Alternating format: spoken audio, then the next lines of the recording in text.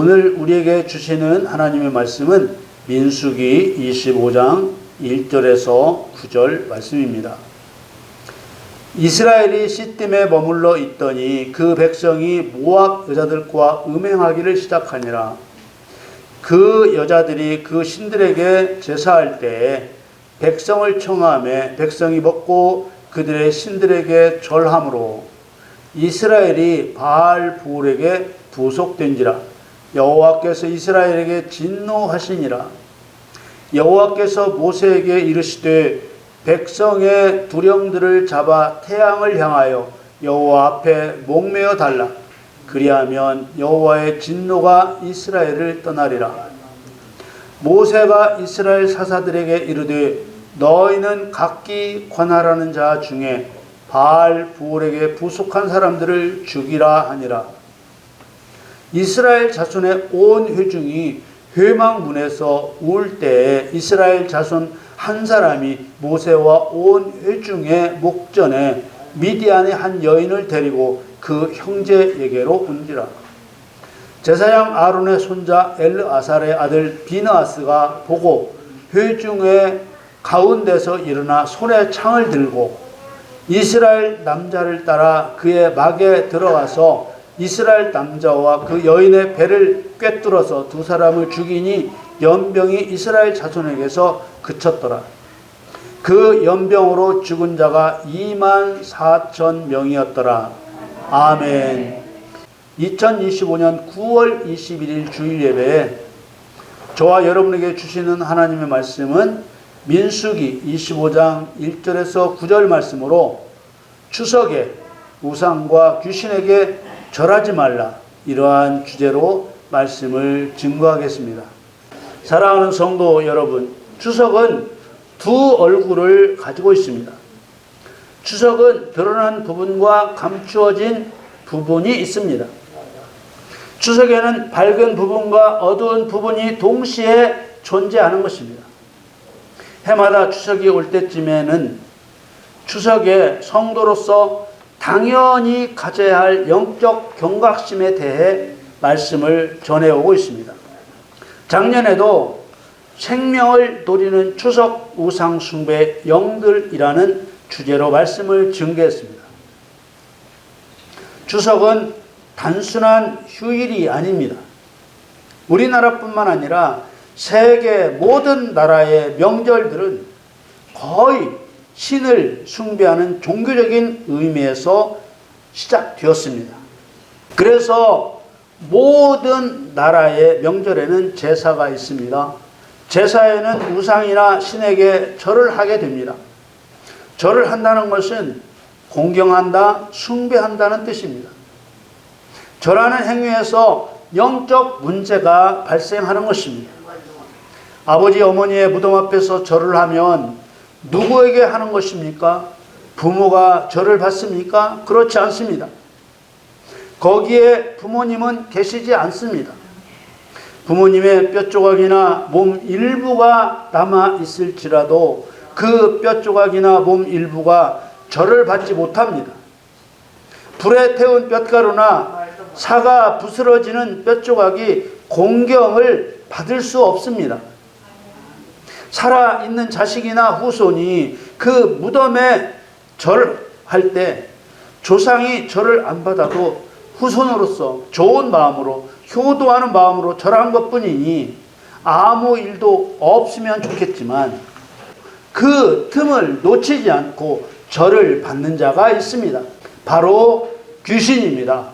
고린도전서 10장 20절에 대저 이방인에 제사하는 것은 귀신에게 하는 것이요 하나님께 제사하는 것이 아니니 나는 너희가 귀신과 교제하는 자 되기를 원치 아니하노라. 그래서 죽은 사람을 위해 절하면 절대로 안 됩니다. 심판받아야 할 귀신에게 절하면 그 누구도 천국에 들어가지 못합니다. 하나님께서는 하나님을 떠난 죄인을 용서하여 살 길을 열어주신 다음 다른 신에게 절하지 말고 섬기지 말라고 명령하셨습니다. 그래서 출애굽기 10장 5절에 그것들에게 절하지 말며 그것들을 섬기지 말라. 하나님께서는 사람이 우상이나 귀신에게 절하여 이 계명을 지키지 않는 것이 하나님을 미워하는 것이라고 하셨고, 하나님을 미워하는 자에게 죄를 갚되 아비로부터 아들에게로 3, 4대까지 이르게 합니다. 굉장히 무서운 형벌을 정하신 것은 우상이나 귀신에게 절하는 것을 눈꼽만큼도 용서하지 않겠다는 하나님의 의지입니다.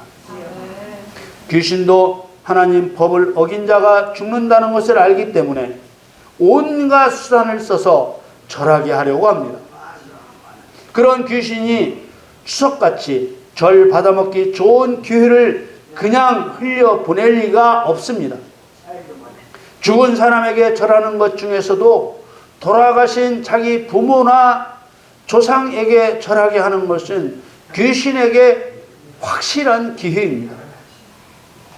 왜냐하면 돌아가신 부모나 조상에게 제사 지내며 절하는 것을 효도하는 것으로 생각하기 때문입니다. 그러나 분명한 것은 돌아가신 부모나 조상은 후손이 절을 하는지 안 하는지 알 수도 없고 받지도 못합니다. 전도서 3장 19절에서 21절 말씀에 인생에게 임하는 일이 일반이라 다 동일한 호흡이 있어서 이에 죽음같이 저도 죽으니 사람이 짐승보다 뛰어남이 없음은 모든 것이 헛됨이로다. 다 흙으로 말미암았으므로 다 흙으로 돌아가느니 다 한 곳으로 가거니와 인생의 혼은 위로 올라가고 짐승의 혼은 아래 곧 땅으로 내려가는 줄을 누가 알랴. 사람 몸을 흙으로 만들었다는 것을 창세기에 이미 밝히셨습니다. 그래서 이 말씀에는 다 흙으로 말미암았으므로 다 흙으로 돌아간다고 했습니다. 그리고 사람의 혼은 하늘로 올라갑니다. 돌아가시는 즉시 절받을 부모나 조상이 이 땅에 계시지 않는 것입니다. 대신 귀신이 절을 받기 때문에 이방인의 제사하는 것은 귀신에게 하는 것이라고 했습니다. 사람들은 돌아가신 부모가 무덤 속에 없더라도 자식된 도리로 제사를 지낸다고 말합니다. 돌아가신 부모나 조상의 무덤이나 제사상을 차려놓고 절하면 큰 죄라고 말하면 거꾸로 욕설과 비난이 돌아오기도 합니다. 네가 부모가 없이 어디서 어떻게 태어나냐? 네가 조상 없이 어디서 태어날 수 있냐? 말은 맞지만 조상이 받지 못하는 절을 왜 합니까? 자기 위안 삼으려고 하는 것뿐입니다. 자기 위안 삼으려고 생명의 주인이신 하나님 말씀을 거역하면 되겠습니까?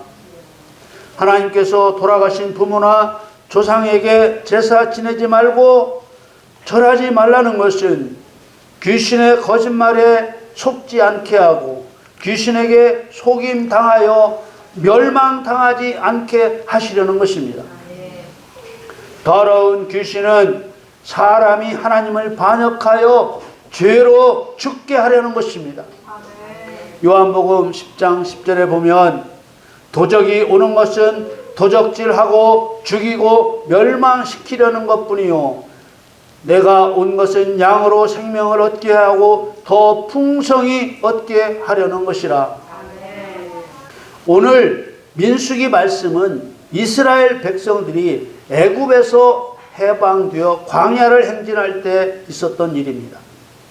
이때 모압 사람들이 섬기던 우상의 신 바알 부올에게 절한 이스라엘이 어떤 무서운 일을 당하였고 어떻게 바알 부올에게 절한 죄에서 벗어나게 하셨는지 보게 합니다.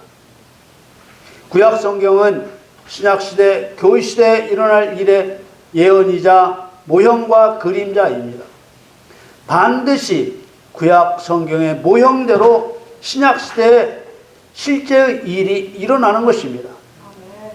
오늘 본문 민수기 25장 1절에 이스라엘이 시딤에 머물러 있더니 그 백성이 모압 여자들과 음행하기를 시작하니라. 구약시대 애굽에서 해방된 이스라엘 백성들이 모압 여자와 음행을 시작했다는 것은 모형적인 예언입니다.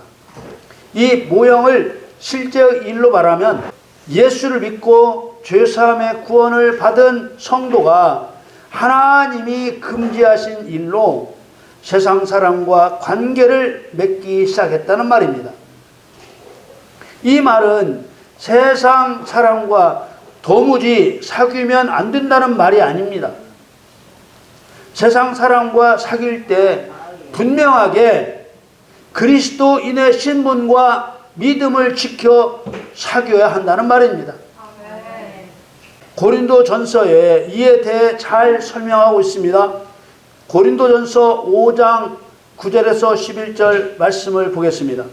내가 너희에게 쓴 것에 음행하는 자들을 사귀지 말라 하였거니와 이 말은 이 세상에 음행하는 자들이나 탐하는 자들과 토색하는 자들이나 우상 숭배하는 자들을 도무지 사귀지 말라 하는 것이 아니니 만일 그리하면 세상 밖으로 나가야 할 것이라. 이제 내가 너희에게 쓴 것은 만일 어떤 형제라 일컫는 자가 음행하거나 탐남하거나 우상 숭배를 하거나 후욕하거나 술 취하거나 토색하거든 사귀지도 말고 그런 자와는 함께 먹지도 말라 함이라. 성도는 세상 사람과 사귈 때 분명하게 그리스도인의 신분과 믿음을 지켜 사귀어야 하는 것은 너무 당연한 것이고 11절 말씀은 믿는다고 하는 자, 그러니까 그리스도인이면서도 이런 죄를 짓는 사람과는 관계 맺지 말라고 했습니다. 그러므로 오늘 민수기 말씀은 교회 시대에 믿는 자의 죄악에 대해 말씀한 것입니다. 민수기 25장 2절 3절에 그 여자들이 그 신들에게 제사할 때 백성을 청하매 백성이 먹고 그들의 신들에게 절함으로 이스라엘이 바알 부올에게 부속된지라 여호와께서 이스라엘에게 진노하시니라. 구원받은 성도가 믿지 않는 자와 사귀었고 사귀다 보니 그들이 섬기는 신들에게 제사하는 일이 있게 되고 믿는 자가 믿지 않는 자가 섬기는 신들에게 절하는 일이 일어난다는 것을 예고하고 있는 것입니다. 절한다는 것은 공경한다는 의미로 무릎을 꿇고 절하는 것뿐만 아니라 마음과 행동으로 반대하지 않고 참여하기만 해도 죄가 됩니다. 왜냐하면 마귀의 일을 멸하는 것이 하나님 아들의 사명이기 때문입니다. 예를 들어 예수 믿는 남편이 제사 지내는 처가에 가서 체면상 참여할 수 있습니다. 예수 믿는 사람이 우상 숭배하는 직장에 들어가 부득이 제사에 참여할 수 있습니다. 예수 믿는 사람이 면장, 군수, 국회의원이 되어 그 지역 축제나 고사나 불교 행사에 참여하여 부득이 제사에 참여할 수 있습니다. 우리나라 장로나 권사, 정치인들 대부분이 지역 축제에 참여하여 제사에 참여하여 절하는 것을 종종 보지 않았습니까? 절하는 즉시 자동으로 바알 부올에게 부속되고 여호와께서는 진노하게 됩니다. 바알 부올에게 부속된다는 말은 귀신과 영적으로 묶여서 하나가 된다는 말입니다. 믿는 자가 우상과 귀신에게 절한 이런 무서운 죄에서 다시 살아날 수 있는 길을 열어두셨습니다. 민수기 25장 4절 5절에 여호와께서 모세에게 이르시되 백성의 두령들을 잡아 태양을 향하여 여호와 앞에 목매어 달라. 그리하면 여호와의 진노가 이스라엘을 떠나리라.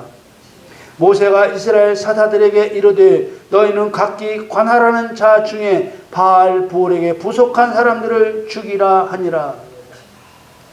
백성들의 책임자는 목매달아 죽이고 절한 자도 죽이라고 하신 것입니다. 이것은 목사와 귀신에게 절한 성도가 처절하게 회개하라는 말입니다.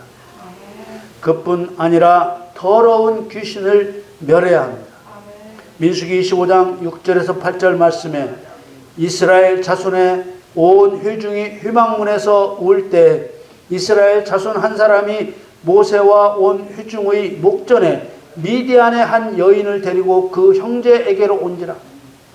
제사장 아론의 손자 엘르아살의 아들 비느아스가 보고 회중의 가운데서 일어나 손에 창을 들고 그 이스라엘 남자를 따라 그의 막에 들어가서 이스라엘 남자와 그 여인의 배를 꿰뚫어서 두 사람을 죽이니 연병이 이스라엘 자손에게서 그쳤더라.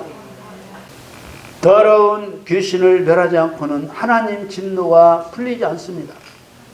민수기 25장 9절에 연병으로 죽은 자가 24,000명이었더라. 교회가 깨어있지 않으면 성도가 죽습니다. 세상에 교회가 많아서 안전한 것이 아니라 진리로 깨어있고 무장되어 있어야 안전한 것입니다. 추석은 많은 사람에게 즐거움도 주고 행복도 줄 수 있습니다. 그러나 구원받은 성도를 속이고 죽이고 멸망시키려고 우는 사자처럼 두루다니며 삼킬 자를 찾는 귀신들에게는 추석 때보다 더 좋은 때가 없습니다. 성도가 전신갑주로 무장하지 않으면 귀신은 성도가 피하기 어려운 온갖 상황을 만들어 절하게 합니다. 사랑하는 성도 여러분, 영의 일에 대한 거짓말을 경계해야 합니다. 이 은혜 때에 귀신이 어디에 있냐? 한 번 구원은 영원한 구원인데 걱정하지 말라는 거짓말을 경계하고 물리쳐야 합니다. 그리고 귀신보다 앞서 더러운 우상 숭배 영들을 대적하여 멸하십시오. 자녀들을 위해 기도하십시오. 이로 인해 더러운 귀신들은 패배하고 우리는 승리하고 하나님께는 영광이 되는 추석을 지내시기를 예수님의 이름으로 축원합니다.